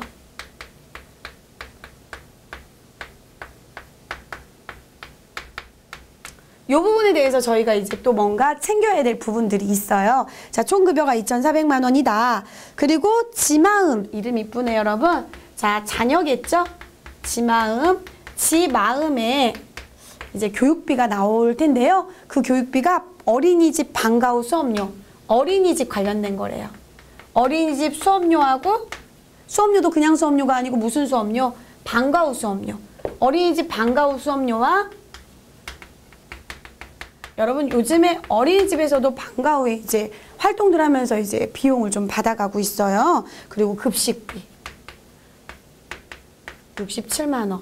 요거는 그러면 교육비 공제를 해줄까? 뭐 이런 이제 느낌이 들죠. 자, 그 다음에 6번에 보니까 배우자 이아름의 의료비를 지윤상 씨가 국민카드로 결제를 했다. 여기까지요. 그래서 배우자 요 분이죠. 요 이아름 씨. 요 이아름 씨의 의료비를 지윤상 씨의 카드로 했다. 이 얘기네요. 좀 어떻게 정리가 되세요? 여러분 연말정산은 이렇게 개인적으로 조금 공부를 해주셔야지 이 부분을 빨리 진행을 하실 수가 있어요. 자, 그러면 이거를 지금부터 연말정산 명세에다가 입력을 하면서 작성을 해보도록 할 텐데요. 여러분 이제 문제 제시된 거 자료 1번을 먼저 보세요. 이 부분은 뒤에 있는 이제 지문들 문제 자료 설명이고요. 요건 자료 설명이고요. 이제 앞부분으로 다시 가세요. 하나씩 볼게요. 앞부분으로 가시면은 누가 나오냐면 그 지윤상의 부양가족들이 나와요. 자, 부양가족들을 쭉 보니까 여러분 제가 기본공제 대상자를 따질 때는 연령 요건하고 소득 금액 제한을 따져야 된다 그랬죠. 그런데 여러분이 연말정산 할 때는요. 항목별로 달라요. 항목별로 다른데 여러분 지금 지윤상 씨가 이아름 배우자와 지수준 이름이 독특하네요. 직계존속 아버지시겠죠. 그리고 김숙자 어머님이실 것 같고요. 지마음 자녀는 한 명이에요. 이런데 소득에 대해서는 이분밖에 없어요. 이 배우자분만 소득에 대해서 언급이 돼 있고 나머지 부양가족은 소득이 없다.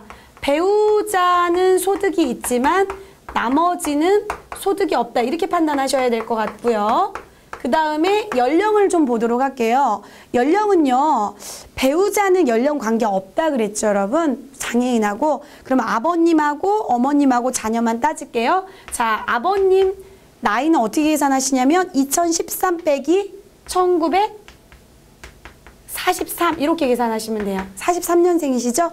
여러분 그러면 2013 빼기 1943 저는 이렇게 자꾸 계산기를 쓰는데요. 여러분 하실 수 있죠? 70세. 딱 70세 나오네요. 70. 경로우대 들어가겠는데요. 그죠? 기본공제 그랬었겠죠? 자, 그리고 거기 써있네요. 경로우대. 그리고 이분은 경로도 되지만 장애도 갖고 계신가 봐요. 이렇게 부연 설명을 써놓고요. 자, 그 다음에 어머님 김숙작 씨 모친인 것 같은데요. 어머님은 53년생이니까 아버님하고 10살 차이니까 60이라고 보시면 되겠네요. 단서는 없고요. 그리고 마음이는 2010년생이네요. 자녀가 2013 빼기 2010년생이니까 3살 나오죠.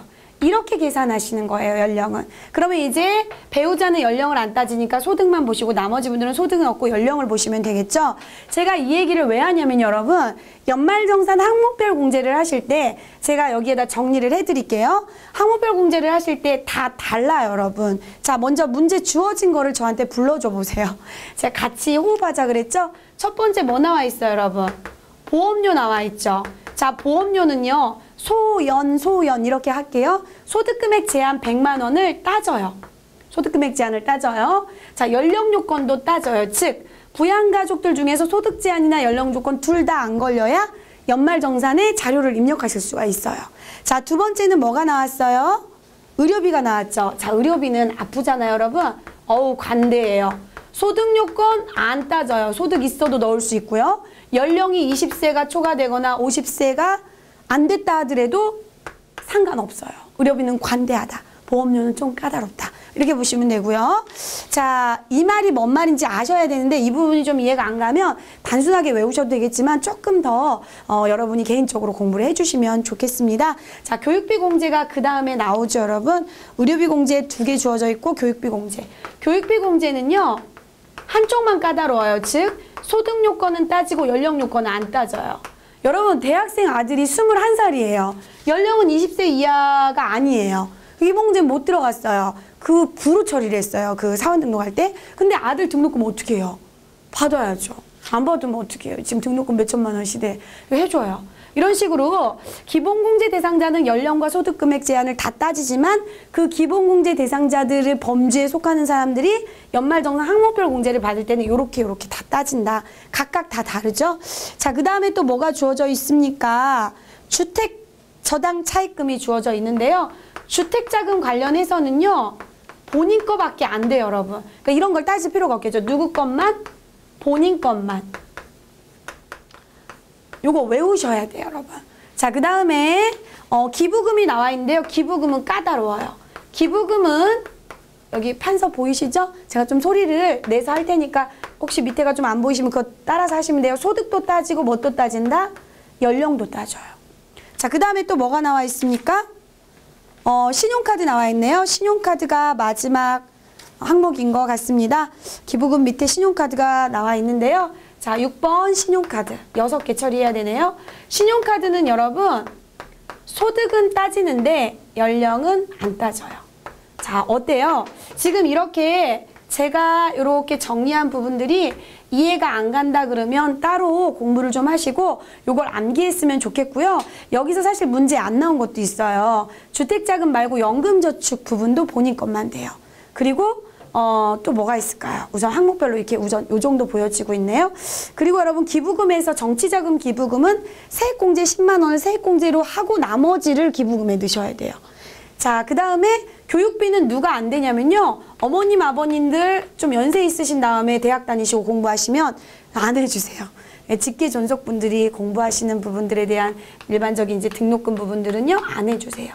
이런 거 좀 알고 계시면 좋겠죠? 그리고 신용카드는 누굴 안 해주냐면요. 형제자매가 범주에 속하거든요. 기본공제 대상자. 그래도 이분들은 안 해줘요. 어때요, 여러분? 제가 지금 문제를 쭉 정리한 이유는 이 TAT 2급 문제를 연말정산을 보면 장수가 너무 많다 보니까 좀 힘들어하세요. 그래서 한번 그냥 문제를 쭉 정리해봤고 여기에서 이제 해당되는 걸 화면을 보면서 제가 설명을 또 하도록 할게요. 자, 먼저 여러분 보험료 공제를 가볼게요. 자, 여러분 이 화면은 밑으로 쭉 내려가 보시면 특별공제 항목이 여기서부터 이제 진행이 되는데 34회 보험료에 건강보험료, 고용보험료는 급여에서 오고요. 보장성 보험료 답원에 있는 내용부터 하도록 할 텐데 지금 현재 보장성 보험료가 여러분 문제에 보시면은 지윤상 본인에 대해서 삼성손해보험, 닥터플러스 건강, 삼성생명보험, 더 팩트스타 종합보험 이렇게 해서 보장성 보험이 2개가 나왔는데 본인 거 둘 다 받을 수 있겠죠? 여러분 본인은요. 이 부분이 본인 거니까 본인은 이런 거 안 따지고 부양가족을 따지고 본인은 그냥 다 해줘요. 자기 거. 그게 이제 항목별로 해당이 되냐 안 되냐만 따지시면 돼요. 보장성 보험은 해주니까 우선 넣으시는데요. 한도는 여러분이 계산 안 해도 프로그램이 해주니까 자료가 주어진 걸 넣으시면 돼요. 176만 원 입력. 176만 원을 입력했더니 100만 원밖에 안 되네. 맞아요, 여러분. 보장성 보험은 한도가 100만 원이지 않습니까? 그래서 그렇습니다. 자, 그 다음에 두 번째로 가볼까요, 여러분? 두 번째 보시면은 의료비가 나와 있는데요. 의료비는 35번에 있습니다. 자, 의료비 버튼을 눌러주세요. 여기 조그맣게 삼각형 버튼 있죠? 그거 누르시면 돼요. 그거 누르시는데 의료비를 할 때는 여러분 두 가지를 생각을 하시면 좋을 것 같아요. 본인과 65세와 장애인은 여기에다 입력하시고 그 외에는 여기다 입력하신다는 걸 알고 계시고 의료비가 누구 건지 보세요. 지수준이 누구예요? 지수준. 아버님이시죠? 자, 의료비가 아버님이세요. 아버님 연세가 어떻게 돼요? 70세죠. 근데 여러분 의료비 공제 때 경로는 몇 살을 따지냐면요.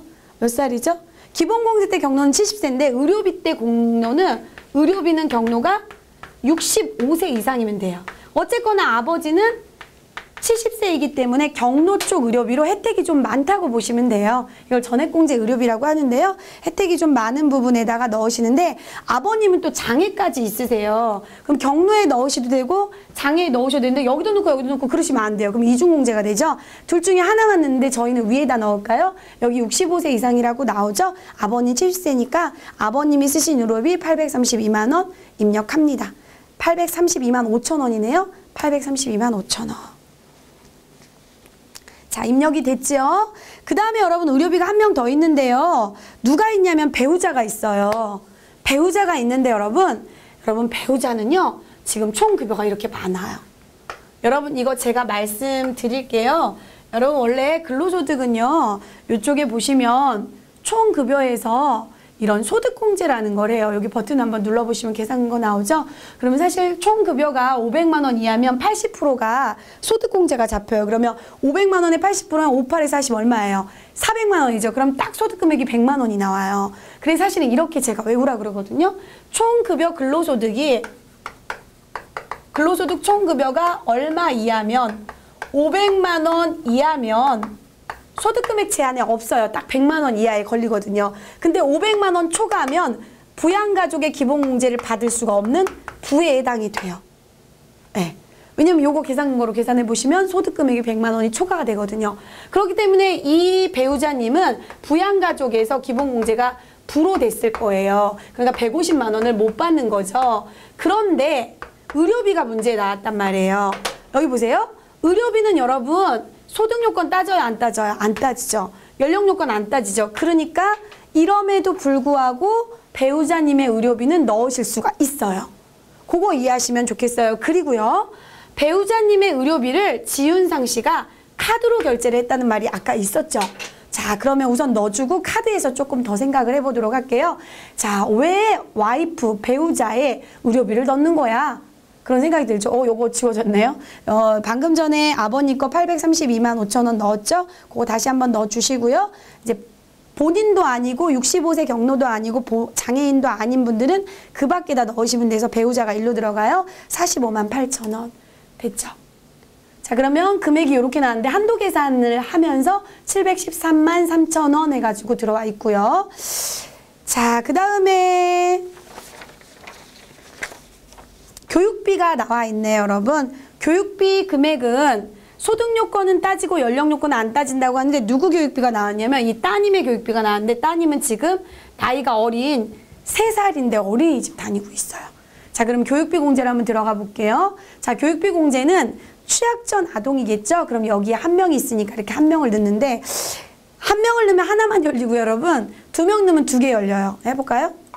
여기서 이렇게 2명 넣으면 이렇게 창이 2개가 활성화가 돼요. 아시겠죠? 자, 한 명이니까 1만 넣었어요. 그럼 하나가 열리는데 이 마음이가 어린이집에 수업료가 159만 8천 원이라고 돼 있는데 지문에서 그 중에서 이제 급식비가 방과 후 수업료하고 급식비가 67만 원이 있대요.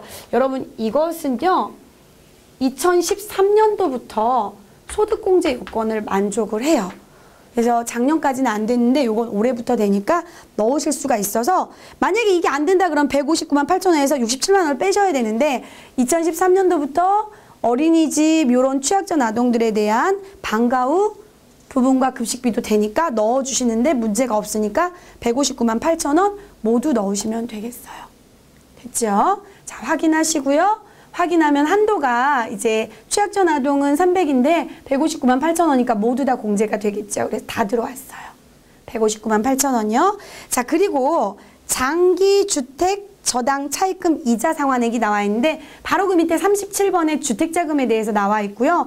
장기주택 저당 차입금 이자 상환액 부분이 여러분이 이제 조건이 좀 있었어요. 여기 보면 왜 이것을 빌렸을까라고 보니까 주택을 구입하면서 20년 비거치식으로 2012년 8월부터 2032년 20년 동안 갚기로 했나 봐요. 그래서 813만 6천 원의 이 부분의 대출액을 갚았다. 근데 여기 보니까 이렇게 돼 있죠, 여러분.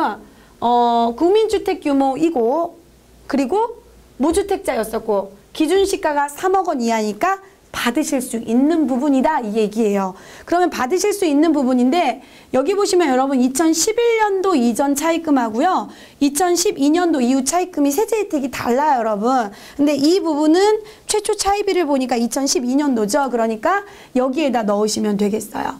여기 고정금리라는 부분에 보시면 이게 이제 비거치식 이렇게 되어 있는 부분에 이게 고정금리 클릭해서 들어가 보세요. 들어가 보시면 여기 기타 대출하고 이 부분이 있는데 고정금리 비거치 상환 이런 표현이 나오죠. 비거치 시기니까 이 부분에다 입력을 하시면 되겠어요. 813만 6천 원. 주택 부분은 조금 내용이 많은데 뭐 월세도 있고 저축도 있고 그리고 여러분 차입금 부분도 있는데 차입금은 여기에다 입력을 하시고 2011년 이전이면 이쪽이고요. 2012년 이후면 이쪽인데 비거치식 상환이라고 나오니까 여기에다가 입력을 하시면 되겠어요. 자, 그 다음에 기부금이 나와 있습니다. 확인하시고요. 기부금은 38번 순서대로 되어 있어요. 여러분 이 순서대로 기부금 가는데 기부금은 누구 거만 된다 그랬죠 제가? 아니구나. 소득요건 제한도 있고 연령요건 제한도 있다 그랬죠. 그러니까 이거 두 개를 다 따져야 되는데 지금 누구 거 기부금이 나왔냐면 지윤상 본인의 기부금이 나왔어요. 그러니까 본인 거 당연히 해줘야죠. 그럼 이게 해당되는 기부금인지 아닌지만 판단하시면 되는데 내용을 보니까 기부금 단체가 어디로 돼 있어요 여러분? 서울대 교구 천주교회. 종교죠 여러분. 종교면 어디다 넣으면 돼요? 지정기부금. 지정기부금 중에 종교단체 기부금에 넣으시면 되고요. 본인 거니까 480만 원 모두 입력해 주시면 되겠어요. 됐죠? 뭐 입력하는 건 그리 까다롭진 않죠. 저희 시험이 지금 진행되는 부분들이 그렇게 장수가 많아서 그렇지 항목별로 어려운 건 많지는 않습니다. 자, 신용카드가 이제 두 개가 나와 있는데요. 하나는 본인이 쓰신 신용카드고요. 하나는 배우자님이 쓰신 신용카드예요.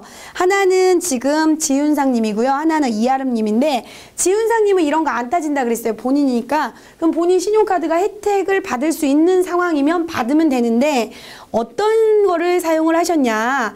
뭐 특별한 얘기는 없지만 국민카드의 일반과 전통카드가 나와 있는데 여기 보시면 여러분 배우자 의료비를 지윤상 씨가 카드를 썼는데 이 카드의 배우자 의료비가 아까 의료비 공제 받았죠 여러분. 기본공제 대상자가 부로 표시되어 있어도 안 따지니까 넣었잖아요. 이걸 지윤상 씨가 카드로 긁었다는 거예요. 여러분 그러면 의료비 공제를 지금 받았죠. 이 건에 대해서. 배우자님의 의료비에 대해서. 그러면 신용카드 공제도 받을 수 있냐? 받을 수 있어요 여러분. 자, 의료비와 신용카드는 요거하고 요거 있죠?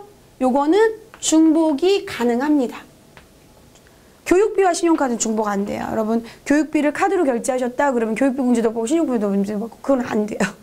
의료비는 의료비 공제 받은 배우자님 거 의료비를 내가 카드로 지출을 했대요. 그러면 의료비 공제 지금 받으셨잖아요. 이거 제한 안 따지니까 그리고 신용카드 공제도 받으실 수 있으니까 지금 지윤상님 카드는 별 문제가 없어요.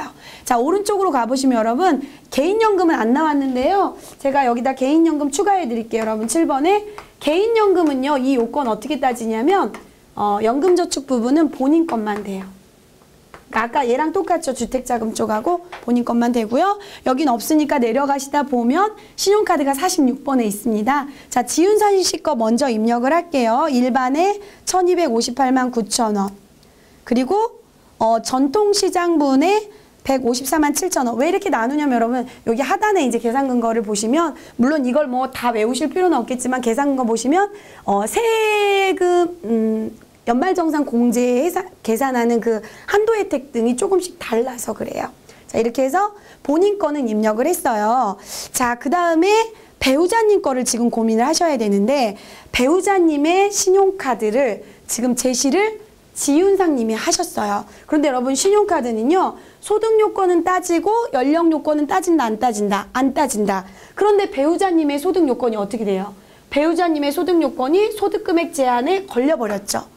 왜냐면 근로소득이 500만 원 이하여야 딱 소득금액이 근로소득금액이 딱 얼마 나와요?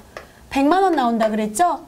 그런데 지금 2,400만 원이나 총급여가 되니까 100만 원 초과되죠. 그러면 이 배우자님의 신용카드 공제는 소득금액 제한에 걸려서 지윤상 씨 연말정산에 넣으시면 안 돼요. 그럼 이건 어디다 넣습니까? 아우 이분한테 넣으면 되죠. 이아름 씨 회사에서 연말정산 하실 거 아니에요? 거기에다 넣으시면 되죠. 그래서 여러분은 이아름 씨 거 신용카드 부분은 입력을 하시면 안 된다는 걸 이 부분을 통해서 알고 계셔야 돼서 이 부분이 사실 암기 부분이에요. 그래서 연말정산을 할 때 항목별로 부양가족들에 대한 소득금액 제한과 연령요건 제한을 따지냐 안 따지냐 이 부분들을 판단을 하실 수 있어야 되니까 공부를 하시기 바랍니다. 자, 그러면 저희가 입력한 내용들을 한번 쭉 저랑 살펴보도록 하겠습니다. 자, 입력한 내용들을 쭉 보니까요. 자, 먼저 처음에 우리가 뭐가 나와 있었냐면 보험료가 나와 있었죠. 볼게요 여러분. 보험료 저희가 어떻게 입력했냐면 보장성 보험에 176만 원을 입력을 했어요. 확인되시죠? 한 번 더 가보세요. 자, 그 다음에 의료비 공제를 65세 이상 경로우대나 이 아버님이 또 장애인이셨죠? 둘 중에 하나에다 넣으면 되는데 65세 이상에다가 832만 5천 원 넣으셨고요. 그 밖에 의료비에다가 45만 8천 원인데 이게 배우자님 거 의료비였죠? 이 의료비는 여러분 배우자님 걸 왜 넣을 수 있다 그랬어요? 의료비는 관대하다 그랬죠? 그래서 소득요건과 연령요건을 안 따지기 때문에 이하름 씨 걸 넣을 수 있었어요. 그런데 신용카드는 안 됐어요. 왜? 얘는 소득요건 따지거든요. 얘는 안 따지고. 근데 소득요건에 걸렸으니까 의료비는 넣어주지만 신용카드는 넣어줄 수가 없다 그랬죠. 그게 제일 중요해요. 이번 회차 문제에서는. 자, 그 다음에 의료비 하시고 나서 교육비를 따님의 어린이집 수업료 하고요. 그리고 방과 후 학습비하고 급식대금이 나왔는데 모두 다 2013년도부터 방과 후 어린이집도 해당이 된다고 했기 때문에 159만 8천 원을 입력을 했고요. 자, 그 다음에 입력한 게 주택자금 쪽인데 2012년 이후에 여러분이 차입한 부분에 대해서 비거치식 상환을 하는데 2011년 이전과 2012년 이후에 세제 혜택이 다르니까 2012년 자리에다가 813만 6천 원을 본인 것만 된다 그랬어요. 해주셨고요. 그 다음에 기부금은 소득요건과 연령요건을 다 따지는데 본인이 천주교회에 종교단체 기부금으로 기부한 게 있었어요. 그래서 480만 원 입력하셨고요. 마지막 신용카드가 이제 하이라이트였는데 신용카드가 두 개가 있었는데 여러분 하나밖에 안 넣었던 이유가 여기가 화면이 사라졌네요, 여러분. 신용카드 다시 한번 넣어보겠습니다. 신용카드가 저희가 분명히 입력을 했는데 1258만 9천 원 본인 거, 그 다음에 전통카드 사용분이 있었죠? 전통카드 사용분. 제가 아까 그냥 닫았나 봐요. 이거를 확인을 안 하고. 자, 전통카드 사용액이 154만 7천 원 있었죠? 그리고 배우자님 거는 넣으면 안 된다 그랬죠? 자, 이렇게 해서 닫으시면 안 되고 확인하시면 큰일 날 뻔했네요. 이렇게 신용카드가 들어왔어요. 이렇게 해야 채점이 되겠죠? 자, 이렇게 해서 여러분이 연말정산 프로세스까지 모두 진행을 했습니다. 결산하셨고, 사원 등록하셨고, 급여 작업하셨고, 연말정산 작업하셨고, 어떻게 잘 진행하셨어요? 여러분 90분 동안 이 시험을 70점을 맞아야 되는 문제니까 꼼꼼하게 하시면서도 시간 제한이 있으니까 스피드하게 좀 빨리빨리 이렇게 움직여 주시는 부분, 저희는 이제 설명을 하다 보니까 시간이 좀 길어졌네요. 자, 여러분 여기까지 해서 TAT 2급 3회 기출문제 풀이를 저와 함께 해보았습니다.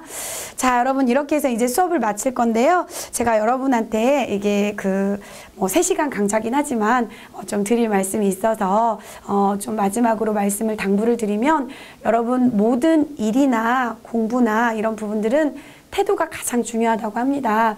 그 태도라고 하는 것은 몸가짐이라는 것보다는 마음이에요, 여러분. 마음을 어떻게 갖느냐에 따라서 성패가 좌우가 돼요.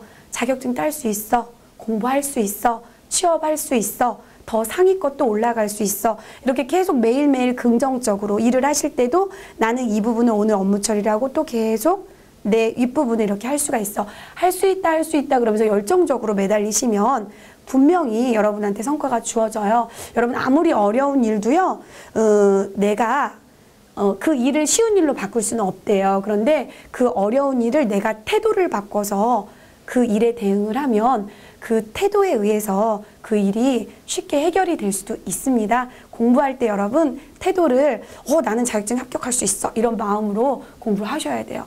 이거 할 수 있을까? 너무 시간도 많이 걸리고 너무 복잡해. 에이 포기하지. 그럼 언제 하실 건데요? 또 1살 먹고 2살 먹고 계속 나이가 들어가서 하려면 그때 했었으면 참 좋았을 걸, 이런 시기가 올 거예요. 여러분 지금 공부하시는 게 가장 빠른 길이에요. 여러분한테 합격할 수 있도록 좀 도움을 드렸으면 하는 마음으로 기출문제 풀이를 같이 했는데요. 분명히 합격하실 것입니다. 여러분의 합격을 기원합니다. 수고 많으셨습니다.